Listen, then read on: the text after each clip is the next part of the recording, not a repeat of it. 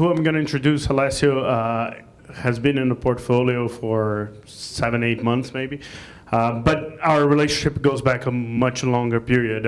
We met when I was at Warehouse back in 2010. He had a different company called Acesso Zero, which he later sold to Apontador. He identified a couple needs that he needed to get addressed, which were global needs, and created Pipefy. And all of a sudden, he figures out that he has a whole bunch of clients all over the world, and he needs to deal with that. So we're going to invite him. What? Okay. We're going to invite him to talk about it, share a little bit of his experience. There are other people in the room that are going through the same process. So Sanjay from Fiello, there is the guy from Flux, there is also Luis from Score. And this is supposed to be much more about you than us talking to you. So talk to each other, ask questions, present different opinions. It's going to make it much more interesting if we have opinions of 100 leaders in this ecosystem than just a few. So please help me welcome Alessio and ask as many questions as you want and create chaos, please.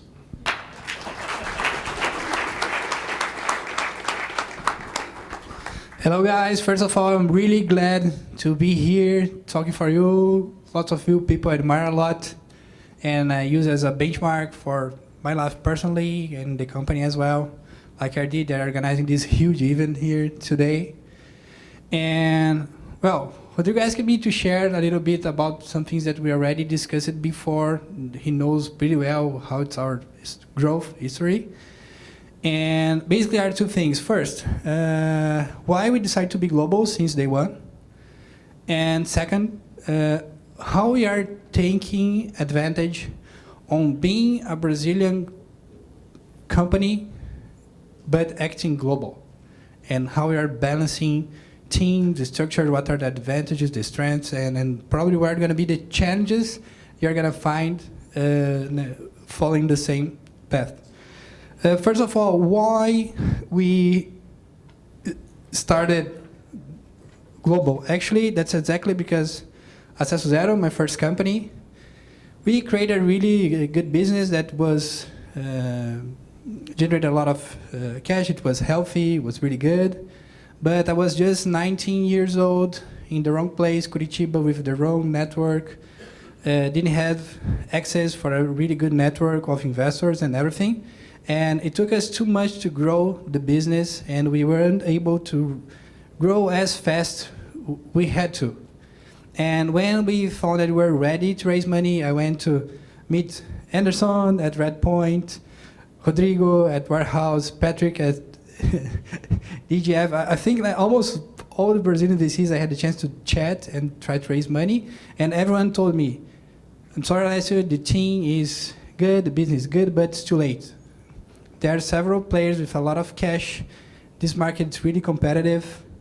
You are not the first entrant, so it will be a really painful process to grow, and we bet that there's no space for you, even with your execution, everything that we did until now, and that's it. And after that, trying to decide what they're going to do, our partners, my co-founders, were just thinking about what would be the next steps. And then we decided, hey, let's sell the company. Then Anderson again introduced us for the Apontador's team. And 2 weeks later, we sold the company to Apontador. Okay, technically, it's cool, right? It's an exit. You sold the company. It's nice. But I had a really bad taste in my mouth because I believe that the business could be much bigger than I expected. And I saw like Groupon coming, Yelp coming, all these huge companies coming. And my co-founder, my family, my fiancée at that time, she said like, that's it, you are young, you don't have the network. Unfortunately, we didn't born in the right place. And then I said, okay, let's move. Then after, when I left Apontador, I had the chance to work with an Israeli accelerator called Nestec. And I worked with them for several months. Then I went to Tel Aviv, Haifa, worked at developing some products with them. And that's exactly the changing point. Because one day I was there, And I said, man, you are such a small market. You are in war with all your neighbors. How you can be such a huge potence? What do you have here? How you are like really huge global tech companies? How you are doing that? And then he said me during the dinner, Alessio, that's exactly because everything you said. We don't have local market. We have like 8, 9 million people. 1/3 work for the government or one supplier of the government. 1/3 work for the army or one supplier of the army. So there's no local economy to create any type of business. That's exactly why every Israeli entrepreneur, they need to think about, my product is competitive enough to sell in US or globally. How I'm going to sell in US, how I'm going to sell in Europe, since day one. And this mindset changed completely, and we returned to Brazil thinking, oh, my next company will be global. I'll start from scratch and try to sell global, and that's exactly what we're going to do. Then I returned to Brazil, thinking global, decided to create a global company. I had this workflow problem and challenge as a customer before, after we sold the company to Apontador, and that's when I had the idea of offering a Microsoft SharePoint more easy to implement and use and spread inside the company. And what happened? I returned. I found really good investors that were able to bet, in our view, Redpoint invest on us. Then after we applied for 500 startups, then we got really lucky enough, and we got elected the best startup in the batch. And this gave us access to huge investors, like the founders of Zendesk, Trinity Ventures, and then like we kept growing globally. Now we have users in more than 140 different countries. From small startups, like we have customers here, or big companies like Visa, Accenture, General Electric that are using Pipefy and are taking advantage on their processes. And what's the key thing? Why we decided, after raising our seed, why we decided to return to Brazil? That's exactly what Rodrigo asked me to share. Morten, the founder of Zendesk, he said, man, don't make the same mistake I did. We raised money, moved the company from Denmark, Marcia, from Denmark to San Francisco.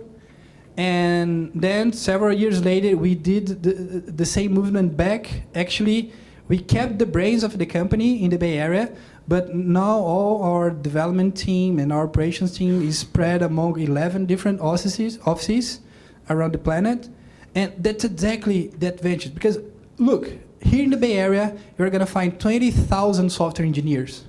If you took the worst one, the number 20,000, you won't be his A plan. He has Google, he has LinkedIn, he has whatever. And even if you pay him a lot of money, you will always be his B plan.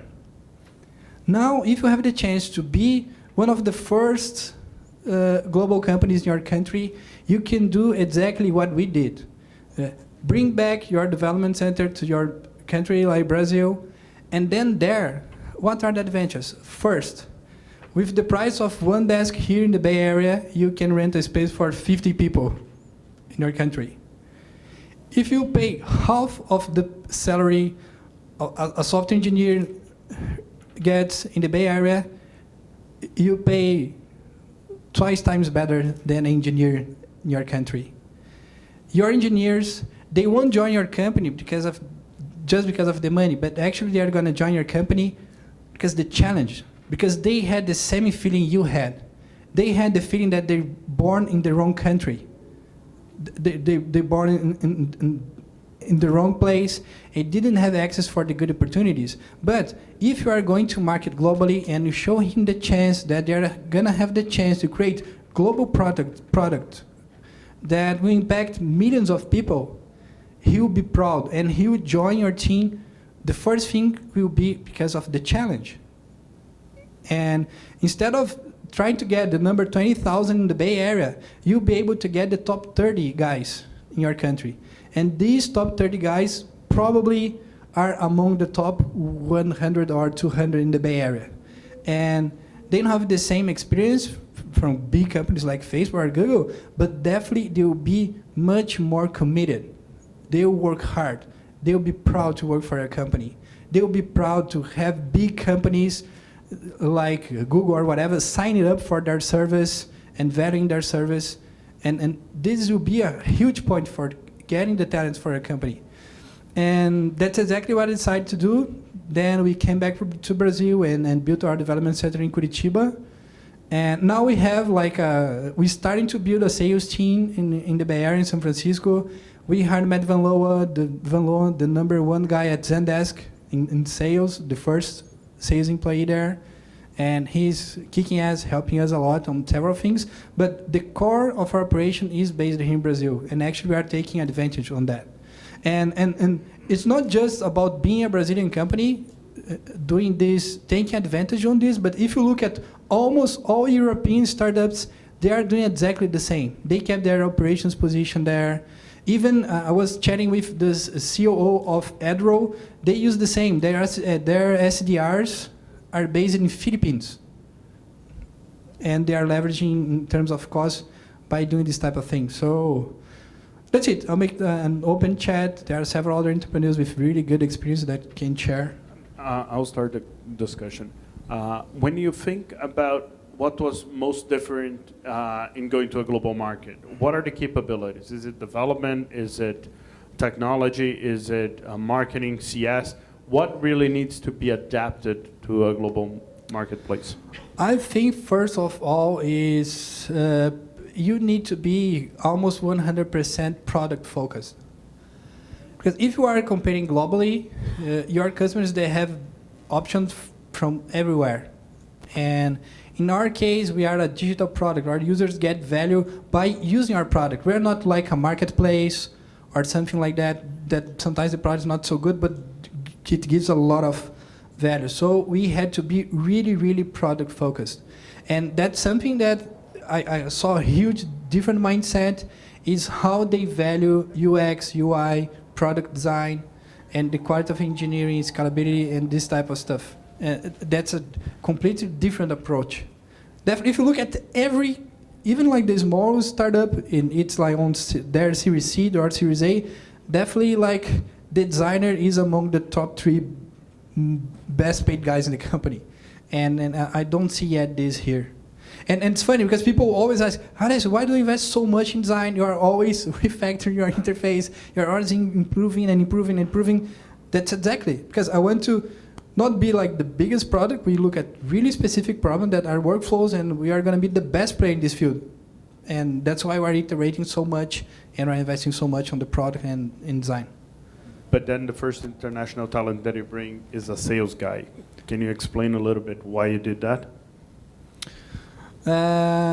Yes. First of all, some of you know me, I'm really product driven. And when you look at big enterprise customers, you need to understand how is it sales dynamic for selling for these big guys.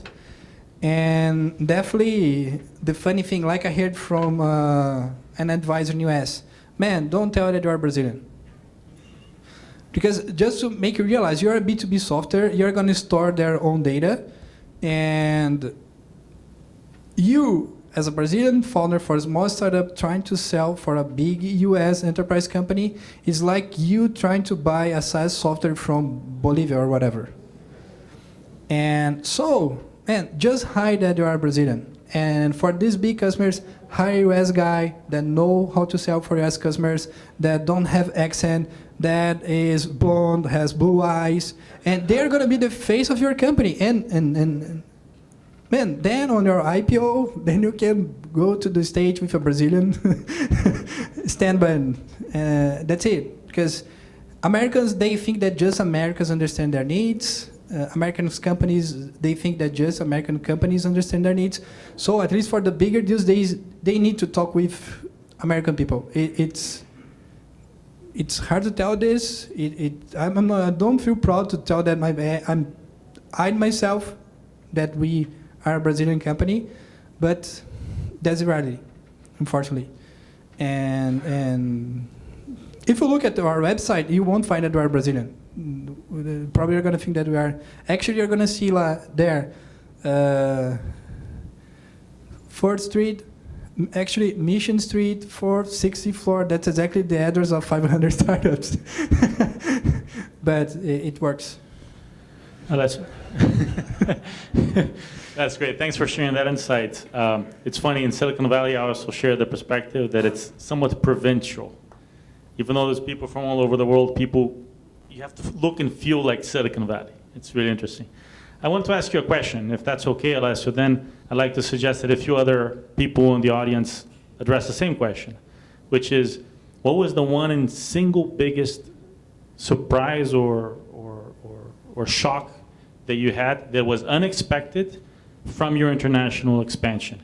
And some of the names that I think of people that might be interested in sharing experiences are Luis from Score, Sanjay from Fiello, there's more people here, Gabriel from Flowix, there you go, and let me just mention, there's one person that couldn't come here, it's one of our portfolio companies, Alcir from Mosul. He's one of the 2 solutions approved by Apple and worldwide. And I know for sure that he had a lot of surprises. We kind of kid that it's almost like when you have the big players in Silicon Valley, like the Googles. And so maybe I'll just throw in his experience before I go back to you, Alessio. The feeling there is that you have the Googles, et cetera, and you start, any ripple, any wave from that transatlantic ship that is a Google, et cetera, could send ripples and actually capsize your boat. And that was a very big insight for us, because there you are in the radar. You are, as soon as you get some traction, everybody looks at you. And pretty soon there's going to be more people trying to raise money to do the same thing as you are doing. So at least I'll just share that insight from us. Alcir is not here, but we definitely felt that. It was a big shock. We had to change our whole plan in the span of about 6 months, which worked out well, but it's tough. So anyways, I'm not sure if you have a difficult experience in adjusting or a big surprise that you had, but I'd love if you could share that and then maybe pick some experiences from the crowd. I had 2 big learns. The first one is, it's a really personal one. By far, it was my first company, and before going to the Valley, I had a feeling that I read like new stuff, and just by being a Brazilian company and start to selling for international customers, I had a really proud feeling, and I was pretty confident.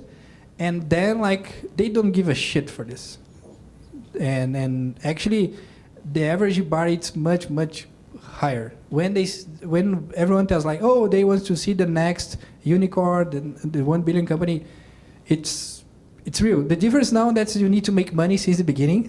This year, the environment changed a lot, but the average bar is much higher. And because of that, there's the second learn that they tend to value much more talent. Like in this case, we hired the first sales guy at Zendesk, and we couldn't even dream to hire a guy like him. And I went there and I sat the breakfast with him to get advice. And then he turned, man, I spent the whole night in your product, and he's a killer. Man, I had the need for a product like this. And man, let me know how I can help you. I want to be really close to the company. And then I came back to one of our investors, and then I said man, he's really excited. Maybe we can him an advisor chat. And then I said, man, hire him. And then, no, we don't have money. You're crazy. And this guy, he's the first sales guy at Zendesk. You're crazy. He's making a lot of money. He could be everywhere. And then he said, exactly, you need to hire him exactly because of this. If this guy is willing to join you and work with your team, you won the lottery. Pay him with whatever it is, give him stocks, because these guys will be a game changer. A players bring A players and bring A customers and bring A growth and get him whatever it needs. Because the only thing you really need is the will from him to join the company. If you have this, everything remaining, you need to get this guy. So they tend to value much, much more every time to have the chance to bring to the company. And Hey, can you share a little bit about your marketing and sales stack? I guess you guys are running a pretty lean operation, right, to sell worldwide. Can you share some insights on how you're handling this growth from a marketing and sales perspective? First of all, we are learning a lot, and we're always changing stuff to figure out what works. But Fi has been free like for almost since the beginning. We're starting to monetize just right now. And on the growth side, on marketing, the product sold itself. We didn't invest so much on marketing or anything. It's a kind of viral product because once just one person start using it, tends to spread inside the company like a virus because they see the value, they trust in the tool, and then it starts to spread. And then on the sales side, we are starting to have the common SaaS playbook: SDRs, account executives, MQLs, qualified leads, schedule a demo. Then there's no any type of secret sauce or something like that. We are just doing the same that probably you are doing better than us because we just started on this side. Talking about sales, I want Sanjay to talk a little bit about his experience because he comes from a different experience as a whole. He's selling through the Salesforce platform and how that has worked and not. Yeah. So, hi, Alessio. Congratulations on all your success. Pretty amazing story. So, just to give you guys a little bit of background, I started a company in Brazil in 2002 that was Salesforce.com's first partner in Latin America. So we brought Salesforce to Brazil. And so back when the cloud, was a very difficult concept for Brazilian companies, probably not the smartest timing in the world, but it is what it is. A lot of learnings. And what we did was, over the past 5 years, we built a product on Salesforce's platform. Is Avanish here? I don't see him. Oh, there he is. So this is the guy that was running the app exchange for Salesforce.com, and we partnered with him to build this product that is now available on Salesforce's platform. So for those of you that don't know, Salesforce also offers a platform where you can build a product just like Amazon. So we built a product called Fielo, which is supposed to do loyalty. You can build a loyalty program for your company, whether it's B2C or B2B. And the reason Rodrigo was asking me to talk a little bit about this is because for us, we have a unique set of challenges because we're filling a space that Salesforce in their portfolio doesn't fill, right? So Salesforce is very good at Salesforce automation, Service Cloud now with the help desk like Zendesk does. But they did not have a product around customer retention and customer loyalty. So we saw that, and we built a product to fill that white space. And so from the very beginning, we had to think about how do we work through Salesforce and other channels to go global. So from day one, we were global. Our first customer was Coca-Cola in France, okay, to do a loyalty program for B2B merchants across France. And today, 95% of our revenue comes from outside of Brazil. So we had to kind of think about, just like Alessio was saying, how do we leverage lower cost structures in Brazil, right? Great amount of talent, but yet present that gringo face to the world, right? So that we can go and sell into these accounts. And that's a challenge, right? It's a challenge from sales execution, but it's even a challenge before that, which is lead generation. We're at the RD Summit event, but how do you generate? We have customers in Ukraine and Thailand today. How do you generate leads globally like that, right? So that was a big challenge for us to think about it. And what we decided to do was to be very channel-centric, very channel-focused from the beginning. So we built, actually, the first version of our product. We built two versions of our product. The first version of our product was focused on channels. So it's really focused on companies that can take loyalty programs into larger companies. And we started partnering up with companies like Accenture, like Deloitte. And these guys are now implementing Fielo in their customer base. And what was the key to make that relationship happen? Because we see a lot of startups looking at Accenture and Yeah. Deloitte and think, look, if I sign a contract, it's going to happen, and I'm going to make it big because they're going to sell. Yeah. And it Don't- never happens. Yeah. Don't start with Accenture or Deloitte. Start with smaller guys. That's my advice, because you won't be relevant to Accenture. It's going to be very, very difficult to get their attention. Maybe you guys are very well connected, and that's not true. But for the most part, it's very difficult to get into the radar of a large systems integration company like that. We were lucky because we're kind of seen as an extension of Salesforce, and Accenture already has a big Salesforce practice. So for them, it made sense, right? But if we were an independent solution, it would have been very difficult to get into that radar. So I would recommend, go after, if channels are your thing, right? There's one very clever company, or a couple that are doing ERP, and they're using accountants to sell to the market. Find the right channel and focus on that. Make your product channel friendly. Really say, this is my customer, right? And have a team, have a whole business unit focused on them, and you will see your business grow. At least that's my experience. So good morning. Alessio, I have a question for you. How was you really understand, you have a focus in US market or in US market. So how long you take for really understand the US market, and because you were here in Brazil, so how was and how long you take for really understand how to acquire new users and how to sell and so on? I need to be pretty clear and transparent. What happened that is we got really lucky to have like a product kind of well designed. Because what happened, how we kind of boomed and start accelerating on growth.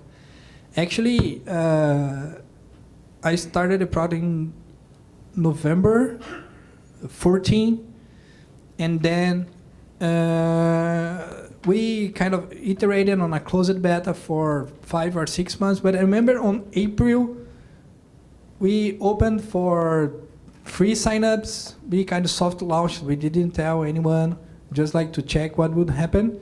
And then 2 weeks later, a really known product hunter from Product Hunt hunted Pipefy, and we got like one of the most voted products of the day, then of the week, then of the month, and then we kind of gaining traction. So actually what happened, the product took off by itself, and we didn't, just for the whole year, now that we're starting to invest on paid campaigns, but until like 3 or 4 months ago, we just invested like $1,000 on retargeting, and just it.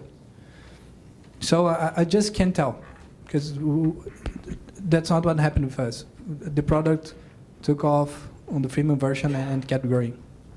And I think that we wouldn't be successful on trying to compete with big US companies that are much more sophisticated on the marketing side. So I just can't share any insight on this. Unless like having a free version, a good design, someone that the users like, and they use it. Alessio, if I may just bring out a question from the crowd. You're definitely going to the global market out of Silicon Valley and with initial customers here. That's one direction of internationalization. There's other directions too. There's companies that are growing to large emerging markets. There's other companies that are expanding throughout Latin America. And I'd like to, if I may, direct a question to Gabriel from Flowix. And before I do that, just thank you for being a representation from Argentina. We're very proud to have you here. Thanks. It's a great story. And if you could speak a little bit of how you thought about going global, to which direction, why, into Latin America, et cetera. Yeah, sure. Well, thanks, Patrick. In fact, I had a question for Alessio as well. In my case, first, the thing I want to say is what you are describing about you going from Brazil to the US and just people telling you, don't say you're Brazilian, don't say you're coming from Brazil. I felt somehow that way when I was coming from Argentina to Brazil. Because, and what you were describing about Israel and Israeli startups having to go out of Israel because they don't have an internal market there, it's somehow the same for Argentinian startups. Our internal market in Argentina is not that big enough, so usually for us, when you think about expansion, the first market we think about is Brazil. So that was our case. When we first started in 2013, I was traveling to Sao Paulo like every month. I started taking Portuguese lessons, and I said to myself, okay, I'm going to go to Brazil, I'm going to start selling to Brazilian companies. After a year or so, I realized that it wasn't working.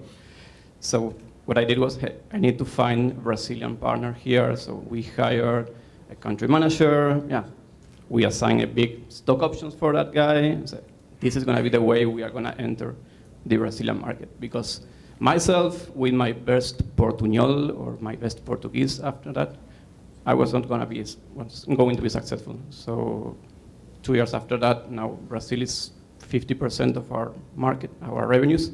So apparently that worked. And I realized that we're not doing that the right way initially with me coming to Sao Paulo every year. And then after that, we said, hey, now we need to expand in other markets. So we thought about Mexico. And the same story applied. First going to Mexico, and then we opened a small office in Mexico for the moment. And our expansion strategy has been, okay, let's spread all over Latin America. So now we kept in Buenos Aires. Buenos Aires for us is like your Curitiba. So we have everything in Buenos Aires, all our HR, finance, product development, everything is there. You were talking about hiring an engineer in Curitiba versus hiring an engineer in Silicon Valley. Well, let's talk about the cost of hiring an engineer in Buenos Aires. It's even cheaper than having it in Curitiba. So if you're thinking of expanding your engineering team, think of Buenos Aires as well. It's cheaper than Brazil. So yeah, and now my next challenge is how can we go to the US market? And I was in fact going to ask you about your strategy, but basically, in your case, I see that you are selling both to like SMBs and very small customers, but also to enterprise customers. So it's not like you decided to pick a specific customer segment, right? You are selling to any customer segment. Are you happy with that decision? You think it's manageable at your size to be focusing on both like SMBs and enterprise customers? And in the US, your outbound efforts are, I guess, probably geared towards enterprise customers. So how do you manage having like a focus on both SMBs and very small customers and enterprise customers? Because in our case, we decided to focus just on mid-market and enterprise, and we left aside SMBs. That's something that we are learning yet, because every playbook tells like, hey, focus on small businesses, then try to upsell, then try to upmarket, and start focusing on the enterprise companies. We started with Pipefy being spread just because it was free, and this gave us access for huge companies like GE and Visa and whatever.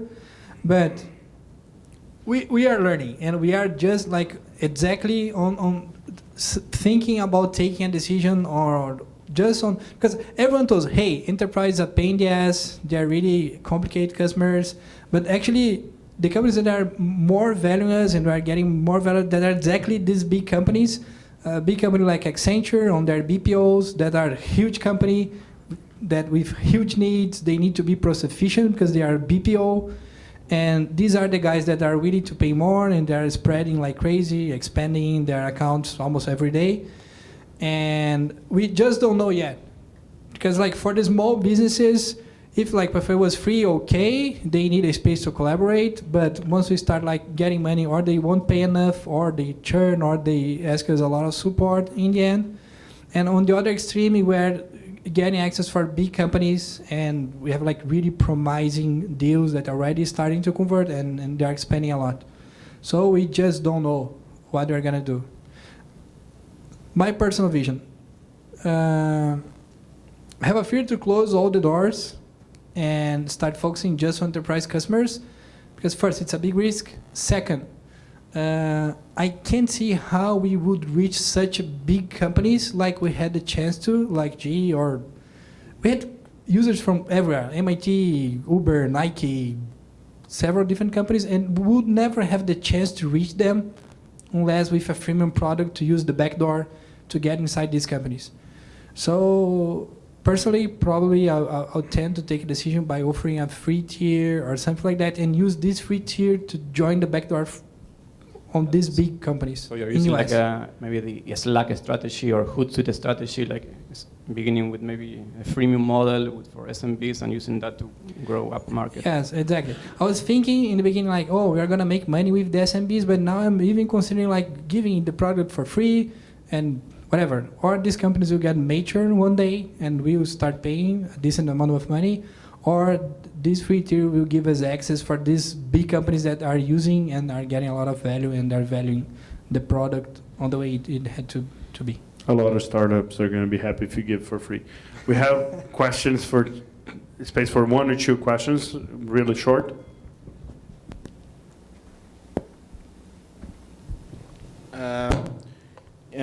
In this process of having a freemium tier and then access and reach the big customers, the enterprise, how long it took? And because I have like the same problem. We have a free tier and we are growing really fast with the free tier and small and medium business. And we know that most part of our revenue will come from the enterprise, but it takes some time for my case. So if you could share how long it took for you, and if it took a long time, how did you manage it? Like you don't have enough revenue to get money from investors, or so how did you manage your traction, the traction that you had in terms of revenue, because you knew you needed some time to reach the enterprise? Definitely. That's something that we learned. It's not just about product positioning, that like you need to position your product for small businesses or big enterprise. Definitely that's a challenge you're going to face, because they think completely different and you need to talk for them. It's not just about having a robust product, but you need to talk for them, that you are built for them. And this helps a lot. And that's the first challenge. But the second one that I just realized by trying to sell, because I got seduced by these big contracts. Anderson always told me, don't sell for these big guys. Don't sell for these big guys. It's the sales cycle and the sales process is completely different. Huge difference. Sales cycle, time to close, completely different. On the small business, you are really transactional. Most of them are self-service or whatever. They just need a call to understand and get their doubts answered. And the enterprise customer, it's really human touch. You need to take flights. You need to visit them, show the product. They don't even like look at the product sometimes.